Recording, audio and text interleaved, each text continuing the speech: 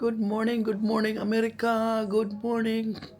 Please come back to my channel, Miss Black TV. And good evening, Hong Kong. We are still here in Hong Kong. And today, the last day of Hong Kong, our vacation. So tomorrow, we went back, go back to Philippines. And the next day is our uh, flight to back to America. So, thank you sa inyong lahat sa nanood, sa nag-subscribe. Yung hindi pa naka-subscribe, please subscribe my channel, Base Vlog TV. And i-likes niyo. And thank you so much. So, yung mga followers ko taga Pilipinas, pasensya na kayo. Kita-kita tayo sa US kaawaan. So, kasi, naintindihan nyo yung travel natin, nakakapagod. Sa Pilipinas, umpisa ng ubo ko, iba na yung boses ko. Tapos ayaw ng fiancé ko maglakad-lakad doon sa Pilipinas kasi traffic. Kaya hindi ko kayo kinita sa hindi na ayaw ko. Kung ako lang mag-isa, sanay ako mag-commute. Pero siya kasi ayaw niya yung isang araw kami sa daan, sa traffic.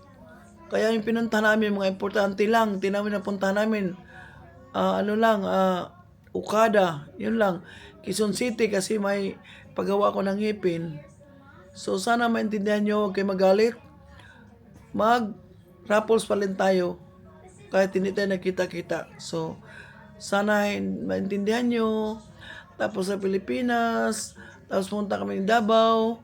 Pagtapos ng Davao, pumunta kami ng Malaysia, nag-umpisa yung sakit ko, yung init-init, tapos tinitira namin malamig, aircon, ganon. Kaya nagkasakit ako, papuntang Malaysia, tapos iniinom ko lang ng gamot.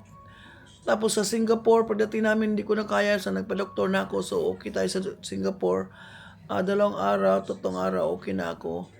Hanggang dito kami sa Hong Kong, yan. So, today, nagpunta lang ako doon sa sa my worldwide house sa Central. May binili ako. So, nakita ko nang gusto kong bilhin. Tapos yung pinsan ko, bating ngayong umaga, papunta sa US ngayon, nandun na hinatid ko sa baba para sa taxi, sakay siya papuntang airport. Kasi dumaan siya sa amin dito. So, mamayang gabi alas 10, papunta siya sa US. So, papunta kami ng Pinas, umaga, bukas. Tapos, Wednesday bukas, di ba? Tapos, Thursday, babalik na kami sa US. So, thank you sa inyong lahat, guys. Thank you. Yung kaibigan ko, mga pamilya ko sa Pilipinas, sana pasaya ko kayo. Tapos, sa Malaysia, mga kaibigan ko, tuwang-tuwa, kasi ganon, kinita ko sila. Tapos, sa Singapore, si Hazel, na kondolin sa'yo at saka sa anak mo. Ganon talaga ang buhay, di ba? So, alagaan na natin ating sarili kahit nawalaan tayo ng mga mahal sa buhay. Pero nandito pa tayo sa mundo, so alagaan natin sarili natin. So thank you so much sa'yo, Dai, Hazel, and Mahal, anak ni Hazel, and asawa ni Mahal.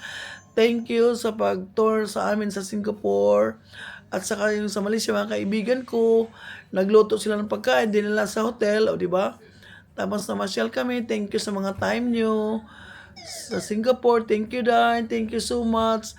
Thank you so much Christina sa pamangkin ni Hazel. Kung dahil sa kanya, wala na kasi akong kontak kang kay Hazel, na kaibigan ko. So si Christina, pamangkin niya, yun ang naghanap ng paraan para magkita kami ni Hazel. Surprise sa pamangkin niya, pinapunta sa hotel, sinirahan namin. So nagulat siya. So thank you Dad, thank you. So dito sa Hong Kong, mga kaibigan ko, di ba ako live ko sa Facebook kung sinong gusto makipagkita. Pero yung iba, hindi naman ang pagkipagkita. Kung nahiya sila o walang time, hindi ko nakasalanan yun. Basta sabi ko kung sinong magpagkita, hindi ko naman maisa-isa. At saka yung iba, wala akong contact. So, kung nakita yung Facebook ko, sana nag-PM kayo na magkita tayo, ganun. So, thank you In and Milani, thank you. And Gisrel, thank you so much sa time nyo. Kahit may mga amo kayo, nag-sacrifice kayo pagsama sa amin sa fiancé ko. magmasyal. Tapos kahapon, Ma'am Brenda, thank you so much. Thank you so much. Si Ma'am Brenda, napaka, hindi siya nagbabago. Talagang noon, ganun pa rin si Ma'am Brenda. At saka, pray kami sa Disneyland kasi nagtrabaho siya sa Disneyland. Thank you, Ma'am Brenda. Thank you so much. Thank you so much. So, yun lang guys. Papasalamat ako sa lahat ng mga tao na nakipagkita sa akin, ay masaya din, di ba? Pasensya na kayo, konti lang nabigay ko sa inyo kasi alam nyo naman na hindi naman ako mayaman, no? Konti lang naman meron ako. So, papasalamat ako sa aking fiancé kasi nabalikan ko itong mga lugar lahat na sa Malaysia, nagtrabaho ako 10 years dito sa Hong Kong, 6 years sa Singapore. Dati mag-holiday lang ako kung may holiday, ganon. So, thank you sa inyong lahat, sa mga taong galit sa akin, hindi ko na problema yun. Yung mga taong gusto sa akin, thank you sa inyong lahat. So, itong live na to, nagpapasalamat ako sa inyong lahat. Una, sa Panginoon, ay kalawa, kasi lahat tayo may mga swerte. Tapos, kung naghirap man tayo, nagsikap man tayo, huwag niyong isipin diyan hanggang lang dan kayo. Meron din kasi yan, tulad ko, kasi alam ni Lord na trabaho lang akong trabaho. Padala ng pera, nagtrabaho pa ako. Walang reklamo, sige lang. One thing also na natuwa ako na yung anak ko nandoon na sa US. Kahit galit siya sa akin, anong pinagalitan sa akin, ang importante na sa US na siya. Kasi yun talaga ang prayer ko at pangarap ko, dream ko sa buhay na mabigyan siya ng ng magandang future. So, kung galit man siya, problema na niya yun. Ang importante, nakapunta siya sa US. Kasi alam ko may future talaga sa US kaysa Pilipinas. Di ba? So, thank you sa inyong lahat. Thank you, Lord, for my blessing, everything. Thank you, my babe. Thank you sa lahat. Kasi na-meet ko yung mga tao na matagal ko ng unang panahon pa, di ba? Nabalikan ko yung mga lugar dahil sa fiancé ko at saka sa Panginoon, number 1. Second, my fiancé. Thank you, babe. I love you, babe. So, yun lang. Salamat sa lahat.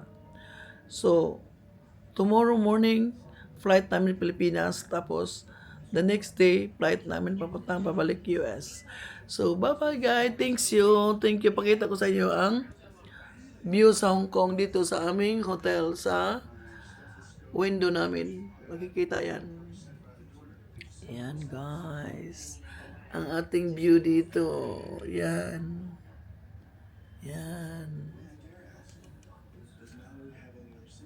So, bye-bye guys. Thank you sa lahat. Bye-bye.